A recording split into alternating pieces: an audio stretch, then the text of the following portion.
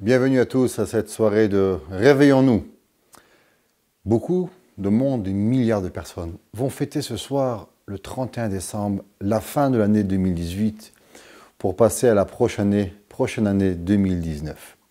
Quel est le regard que nous, en tant que juifs, devons-nous avoir par rapport à ces moments que pour beaucoup de monde représentent énormément de joie, de famille? Quel est le rôle que nous devons avoir? Yaakov Avinu, dans la Torah, au moment où il va rencontrer son frère après 20 ans, qu'il était chez Lavan, chez son beau-père, il va travailler 7 ans pour Léa, 7 ans pour Rachel, 6 ans pour lui. Il va enfin rencontrer son frère Esav, où Esav avait juré de le tuer. Et là, Yaakov Avinu va prier. Il va le demander à Kadosh Baruch Hu, Hatzilenina miyad achi, miyad Esav. Sauve-moi de mon frère et de Esav. Nos commentateurs demandent la question, pourquoi la Torah répète « mon frère Esav » ? Nous savons très bien que le frère de Yaakov, il n'en avait qu'un, était Esav. Donc en disant « mon frère », je sais que c'est Esav. Si je dis Esav, je sais que c'est son frère. Que veut dire Yaakov « sauve-moi de mon frère Esav » ? Ramim nous enseigne qu'il y a deux façons. Comment Esav et le monde veut voler l'âme du peuple juif. La première façon, malheureusement, c'est comme Hitler, avec des camps de concentration, comme Haman, qui avait eu l'idée ingénieuse de tuer tout le peuple juif en un jour, le 13 de Hadar. Ils voulaient tous nous exterminer. Mais il y a eu d'autres personnes à travers l'histoire qui ont voulu nous détruire, mais différemment. Pas à travers la main dure, pas à travers l'Holocauste, pas à travers les armes, mais à travers quelque chose d'autre. À travers étant notre frère. Dit Yaakov Avinu, tu sais, je voudrais être sauvé de Esav quand Esav vient vers nous, quand il se comporte comme mon frère, et aussi quand il se comporte comme Esav. Il y a environ 200 ans, vivait un homme qui s'appelait Rabbi Moshe Sofer, qui s'appelle plus couramment le Khatam Sofer, qui était le gendre de Rabbi Akiba Eger, que tout le monde connaît de la ville de Pozna. Le Khatam Sofer, on est venu le voir et on lui a dit « Rabbi, tu sais, bientôt ils vont annuler les endroits où les Juifs vont habiter, les ghettos fermés. Nous allons pouvoir vivre où nous voulons. Nous serons plus fermés comme nous étions jusqu'à présent. » Le Khatam Sofer a commencé à pleurer. Et les gens lui ont demandé « Mais Rav, pourquoi tu pleures ?» Et il a dit « Parce qu'aujourd'hui, un juif assimilé est quasiment inexistant. Viendra un jour où malheureusement, pas 1%, pas 10%, mais plus de 50% de nos frères seront assimilés. » Les gens ont dit « Rav, tu as un regard négatif vers le monde. Est-ce que tu ne comprends pas que le monde a enfin compris la grandeur du peuple juif et qu'il veut véritablement vivre avec nous ?» Et le Khatam Sofer explique et dit « Je comprends qu'on a changé d'attitude envers le monde extérieur. Jusqu'à présent, ils voulaient nous tuer. Aujourd'hui, ils veulent nous assimiler. » Yaakov Avinu va prier une deuxième prière. Et il va demander, au moment où il va rencontrer encore son frère Esav, et il va lui dire « Im Lavan garti » j'ai vécu avec Lavan. Et Rashi se pose la question, que veut dire Im Lavan garti? Pourquoi Yaakov Avinu a employé ce mot garti, qui veut dire habiter? Il aurait dû dire Im Lavan yashavti, je me suis installé chez Lavan pendant 20 ans. Et Rachid expliquait Im Lavan garti, tariag mitzvot shamarti, velo lamati mima'asav haraim. J'ai gardé les 613 lois, car le mot garti est les mêmes lettres que tariag, la valeur numérique de 613. Donc j'ai gardé les 613 lois en étant chez Lavan. Et bien sûr, je n'ai pas appris de ces mauvaises actions. Et Chachamim se pose la question, si j'ai gardé les mitzvot, c'est automatiquement que je n'ai pas appris des mauvaises actions de Lavan. Alors pourquoi Rachid de nous dire, j'ai gardé les 613 mitzvot et je n'ai pas appris de ces mauvaises actions de Lavan? Et Chachamim nous explique, il y a deux façons de devenir une bonne personne. Il y a très souvent du monde qui va devenir une bonne personne parce que lui-même, il va travailler et il va faire un choix de devenir une bonne personne. Il y a des personnes que naturellement n'aiment pas donner la dîme, le maaser, sont un peu radins. Mais le jour où ils apprennent qu'il y a une mitzvah de donner le maaser, ils vont se forcer à la donner. Il y a d'autres personnes qui fument par exemple et garder Shabbat est quasi impossible. Et le jour où ils apprennent à devenir un shomer Shabbat, la grandeur du Shabbat, plus rien ne va être difficile pour eux. Ils vont garder le Shabbat. Au moment où d'autres personnes, il leur est difficile d'aider le monde. Ils sont plutôt restreints sur eux-mêmes. Ils sont plutôt des gens casaniers. Quand ils vont apprendre la grandeur du chesed, alors ils vont aller contre leur nature. Et grâce à la Torah et aux mitzvot, ils vont changer complètement leur nature. Et il y a une autre sorte de personnes. Il y a des personnes qui vont souffrir de la solitude. Et quand ils vont souffrir de la solitude, le jour où ils vont s'en sortir, alors ils vont vouloir aider du monde. Il y a des personnes qui ont vu des gens mourir du cancer des poumons, alors ils vont devenir shomer Shabbat. Il y a des personnes qui vont comprendre que veut dire avoir faim, alors le lendemain, ils vont apprendre à donner l'aumône parce qu'ils ont souffert de la famine et souffert d'avoir mal au ventre quand on a faim. Yaakov Avinu dit, Imla vangarti, je suis devenu une bonne personne, Tariag mitzvot shamarti, j'ai gardé les mitzvot. Pas parce que Lavan était une tellement mauvaise personne que j'ai voulu aller à l'inverse de Lavan, mais parce que j'ai voulu faire le bien. Yaakov Avinu va aller en Égypte. Et Chachamim disent, pourquoi Yaakov Avinu, avant d'aller en Égypte, il est parti à Beersheva, amener des sacrifices, prier à Akadosh Baruch Hu. De quoi Yaakov avait-il tellement peur? Yosef était son fils, était le roi, il allait sûrement le traiter de la meilleure façon qui était possible de traiter le fils. Un fils traiterait son père quand son fils est roi. De quoi Yaakov Avinu avait-il peur? Toujours le 31 décembre et les fêtes de fin d'année chez les Goïm tombent toujours dans les parachiotes des Shovavim, Shemot, Vaïra, Bo, Beshalach, Yitro, Mishpatim, où le Harizal a instauré ces semaines-là, des semaines de Teshuvah, des semaines où nous prions principalement pour les péchés que nous avons pu faire, que nous n'avons pas pu pardonner le jour de Kippour. Pourquoi les fêtes des Goïm du 31 décembre tombent toujours dans les semaines des Shovavim? Yaakov Avinu avait une seule peur.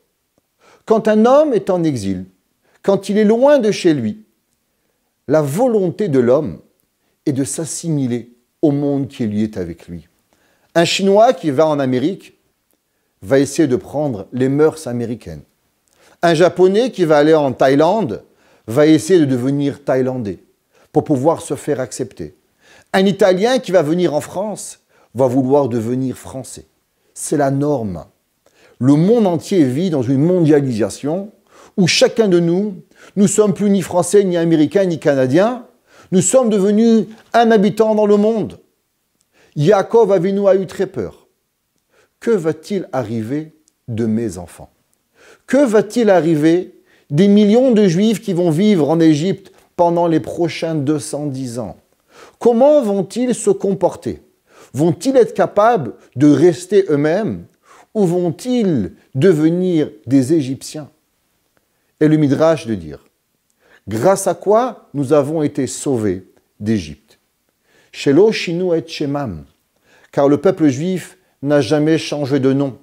On s'appelait Réhouven en rentrant en Égypte, on s'appellera Réhouven en sortant d'Égypte. Shelo shinu et shemam. Shelo shinu et leshonam. Nous n'avons pas changé notre façon de parler.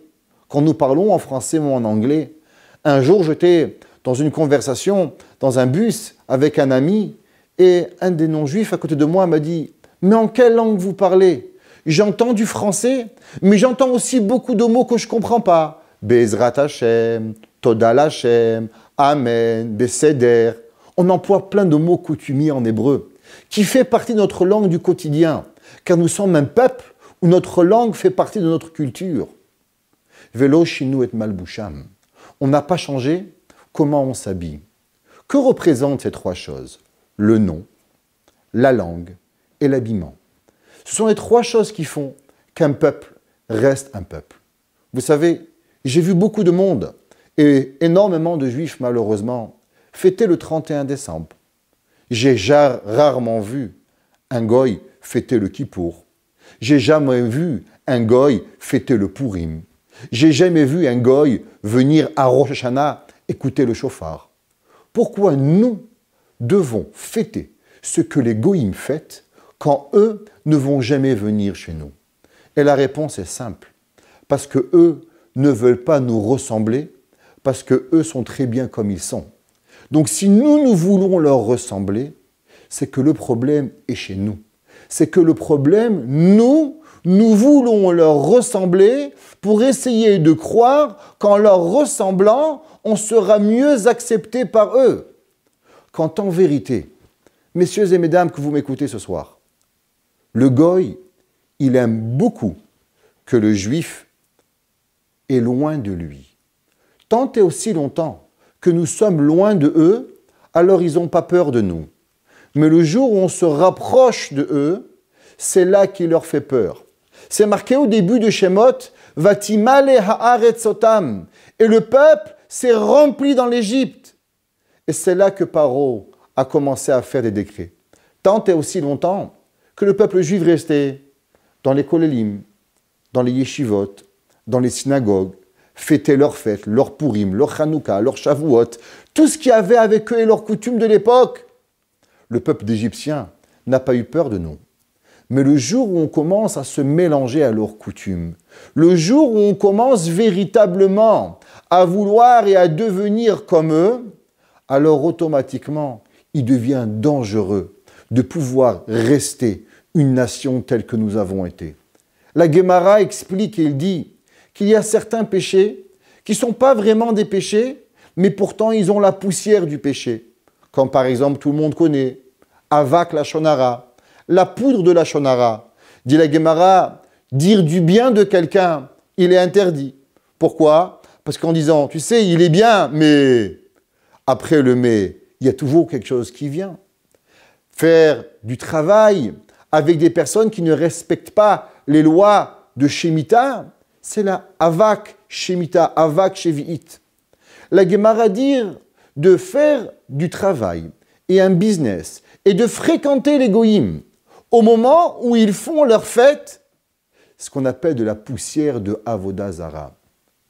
Pendant des centenaires, ces jours du 24 décembre jusqu'au 1er janvier étaient des jours de terreur chez le peuple juif. Les juifs étaient tués, les juifs étaient massacrés parce qu'ils ne respectaient pas leur religion. La Torah a un calendrier parfait. Des jours de joie, Purim, des jours où on mange, Pessah, des jours où on va dehors, Sukkot, des jours où on pleure, Tisha B'Av, Shiva Asar B'Tammuz, Asara B'Tevet. Notre calendrier est rempli. Nous avons tout ce que nous avons besoin. Vouloir ressembler à quelqu'un d'autre, ça veut dire devenir quelqu'un d'autre. Parmi les principes de la Torah, nous devons rester qui nous sommes. Aujourd'hui, dans le monde entier, tout le monde parle de savoir qui nous sommes. Toutes les psychologies du monde vont vous dire, vous savez c'est quoi le problème, vous ne savez pas qui vous êtes. Ça, c'est la plus grande des problématiques. On ne sait plus qui on est, les pères ne sont plus des pères, les mères ne sont plus des mères, les enfants ne sont plus des enfants. Et on fabrique des théories à ne plus en finir. Peut-être qu'ils ont raison. Et la première question qu'on devrait se demander, c'est comment on détermine qui on est. Peut-être ce sont nos actions, à savoir comment je mange, à savoir comment je bois, à savoir quand je mange, quand je bois, qui je suis, à travers qui je fréquente, à travers qu'est-ce que ça me rend heureux, alors automatiquement, je suis une nouvelle personne. Dans le monde extérieur, on devient facilement et on pense et on croit qu'en passant du 31 au 1er, alors les changements se font. Des raccourcis qui n'existent pas dans notre Torah. La Torah te dit, tu veux devenir une bonne personne, alors il y a des halachot. Il faut penser à ton passé, penser à ton futur, réfléchir ce que tu veux faire véritablement, demander pardon. C'est quoi le 31 décembre? En quoi, pour nous, il représente quelque chose? Un jour de vacances? Très bien. Profitez avec vos enfants. Soyez chez vous. Est-ce que nous pouvons être heureux? Le jour où des millions de personnes se réjouissent de quelque chose de vain, toutes nos joies, toutes nos smachot, tout notre calendrier, il est toujours rempli avec une connotation qui est spirituelle quelque part. Le jour de Purim, on mange, on boit, on s'amuse, car nous avons été sauvés en tant que peuple. Le jour de Hanouka, on commémore les miracles. Le jour de Tisha B'Av, on pleure. Nous avons perdu la chose la plus extraordinaire, le temple. Le jour de Pessah, on se réjouit que nous avons été libérés de l'esclavage. Mais ce soir, vous voulez être content de quoi? En quoi, en tant que juif, je peux être content qu'il y a des millions de personnes qui fêtent quelque chose de rien? Fêtez le néant, fêtez le vide, fêtez quelque chose qui ne m'apporte rien dans ma journée. Ceci est contraire à la Torah. La Torah te dit mange, bois, dors, amuse-toi, à une condition. C'est que dans tout ce que tu fais, il y a un but spirituel à ce que tu vas faire. Manger pour manger s'appelle ta'avat achila. Dormir pour dormir s'appelle de la fainéantise. Manger pour être plus fort, pour s'occuper de tes enfants, pour aller travailler, pour aller étudier, pour aller prier. Manger, ça s'appelle plus manger. Un but spirituel. Se promener pour éduquer mes enfants à devenir de meilleures personnes, alors ça ne s'appelle plus promener. Ça s'appelle prendre son rôle d'éducateur. Aller dormir pour pouvoir, le lendemain matin, se réveiller tôt et avoir des forces pour faire ma journée. Je ne dors pas. Je travaille à me préparer. Profiter pour profiter est quelque chose qui n'existe pas dans notre religion. La Torah dit « Vayeshev Yaakov be'eretz megure aviv » Yaakov ratza lashevet beshalva. Yaakov a voulu vivre une vie de paisibilité. Et Akadosh Baruch Hu lui dit « Dans ce bas monde, il n'existe pas de paisibilité. » Qu'est-ce que ça veut dire? Nous sommes voués à souffrir? Que veut dire Akadosh Baruch Hu que les tzadikim ne peuvent pas avoir de paisibilité dans ce monde? La réponse, c'est ce qu'on vient d'expliquer. Nous avons le droit de manger, nous avons le droit d'aller en vacances, nous avons le droit de profiter, nous avons le droit d'être heureux. La Torah, à l'inverse, elle nous demande à chaque moment, l'on doit être heureux. Nous devons vivre une vie de joie. Tachat asher, parce que vous n'avez pas servi Dieu dans la joie, alors vous serez punis. Alors que veut dire la Torah? Que Yaakov Avinu n'avait pas le droit d'être heureux. La réponse est simple. Être heureux pour quoi? Être heureux pour faire quelque chose, alors nous avons le droit. Être heureux pour être heureux, nous croyons que ce bas monde est seulement un passage pour le monde futur. Nos Rosh Hashanah, à nous, il est le moment où on se rapproche de Akadosh Baruch Hu.